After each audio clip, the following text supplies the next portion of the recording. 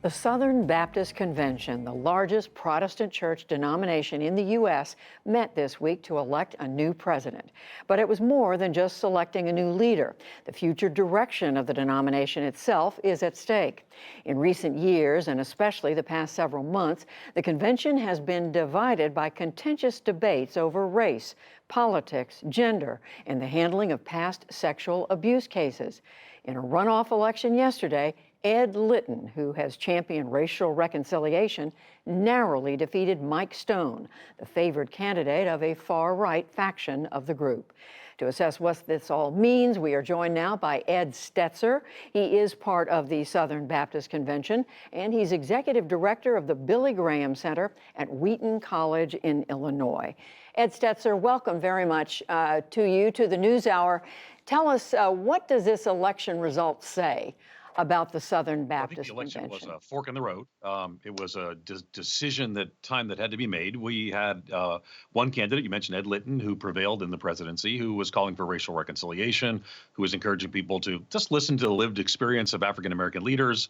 The other candidate who came in second was actually concerned about the influence of critical race theory, intersectionality, and more. And I think Southern Baptist messengers came together, 10,000 plus, 70,000, and they had to make a decision, and they chose to continue to move forward in a path of racial reconciliation and continue to hold, the values that such conservative evangelical denominations have, but to do so in a way that I think echoed a new awareness of race. Well, what does that mean exactly? What is going to change under the new leadership of Ed Litton? Well, I think it's more of a continuation of the leadership of the prior president, J.D. Greear. But the prior president, who had been engaged, for example, in protests after the murder of George Floyd and others, had become a controversial figure.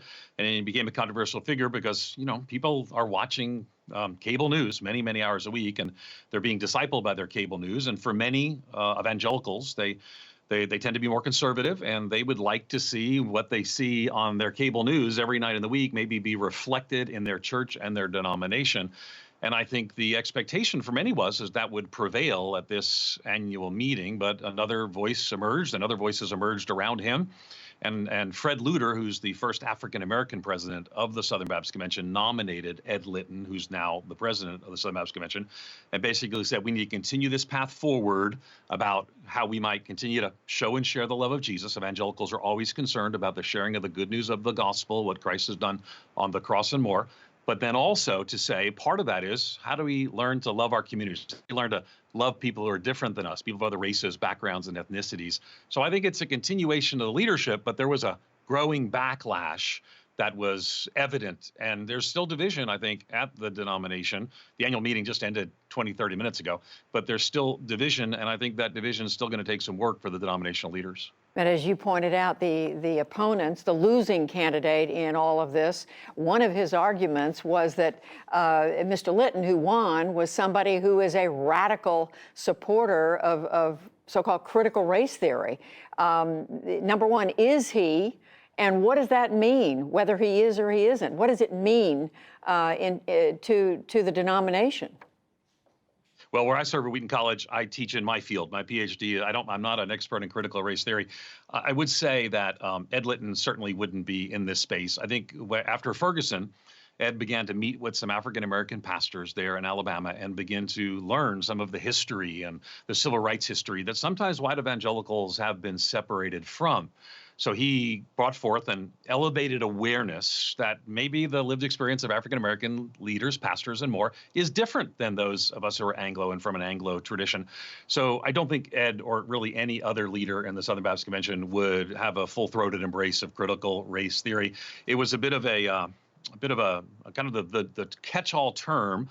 What I think it boiled down to is there was a significant number of people who think we've had enough conversations about race, systemic racism. We saw this pushed back even in the last 4 years of the Trump administration, that systemic racism was denied and more. There's a significant number of us, I'm a Southern Baptist, a significant number of us who do believe that systemic racism and structural issues still exist, that the past has projected into the present. There's still more work to be done. So I think ultimately CRT, like it has across state legislatures and more across in schools across the, has become a catch-all term. But you have to nuance this more. And Southern Baptists in motions and resolutions, affirmed their belief that systemic racism is still real. There's still work to be done, that leaders have to be aware of the work to be done and engage in the hard work together. There's still racial injustice. And as followers of Jesus, we believe that Jesus said he's the way, the truth, and the life. We want to speak the truth. It was a false report that critical race theory had become this huge issue in the Southern Baptist Convention. People rejected that. I think that's an encouraging sign for the future of the SBC. Well, on what you said about Mr. Litton, the new leader of the church, and what you believe, having the view that there is systemic racism in this country, you still have, this is a very divided election. Almost half, literally, of the vote went the other way. I mean, what does that say about the Southern Baptist Convention? And is it going to hold together? It's a good question. I think the answer is yes. I think the part of the reason is I was there, and to see the future of the SBC was there as well as the president of the SBC. And the future of the SBC was, for example, new churches. The insider lingo is church plants. 60% of the church plants in the Southern Baptist Convention by the SEND network of the North American Mission Board are non-Anglo. The future was there. The next generation was there. The future was there. What's surprising to a lot of people is that among Southern Baptists, there's actually a quarter of the churches are predominantly non-Anglo. The future was there. So I think at the same time, there was a very significant kind of get out the vote campaign for people who were concerned that maybe talking about these things or other things indicated some sort of liberal drift. That's the language that we used, some sort of liberal drift. And I know to our viewers, Southern Baptists having liberal labeled at anybody in the convention probably seems a bit odd, but it was a charge that was made. And so I think what happened is this was an all-out get out the vote moment. And I think ultimately the future is going to continue to move forward. The convention is going to continue to be more diverse, a surprising level of diversity to people on the outside. And so, no, I do think this was a watershed moment. I don't want to mix metaphors, but it's a fork in the road. And that fork has been taken. And it doesn't mean we're all living in a new level of constant arguments. Social media has become weaponized. I think Southern Baptists are going to get used to a significant number of people who are upset about these issues. It's all of us. I serve at a local church.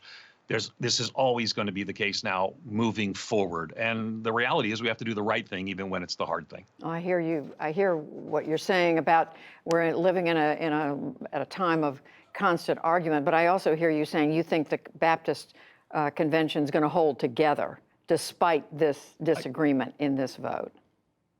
Yeah, I do. I think Southern Baptists have had close votes before. I think having been in the room, hearing, I'll give you an example. Every time sexual abuse was mentioned, every single time. And I wanted to ask you about that. Yeah. The message, this is the largest deliberative assembly in the world, by the way. When this gathers together, they're debating motions that no one does with 17,000 people.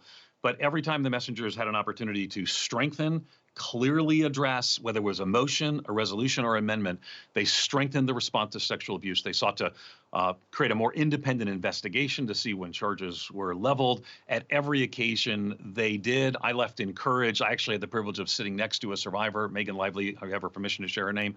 I sat next to her as a reminder that this is an important moment. So again, watershed moment on multiple issues, and I left encouraged. I think many people did leave encouraged. But just very quickly on this question of sexual abuse, now there's an active investigation underway. Are you confident they're going to get to the bottom of what happened? Yeah, just a little context. So there was an investigation. The investigation was going to be handled by, hired by a firm, by the executive committee. And the executive committee chose to handle that firm. Well, the messengers actually overruled the executive committee, and now a new task force that's independent will be what they're reporting to. And so, yes, I think it will address things appropriately, and I'm encouraged moving forward. Ed Stetzer, who is, as you can tell, very active in the Southern Baptist Convention. He's with the Billy Graham Center at Wheaton College. Thank you very much. Thank you, Judy.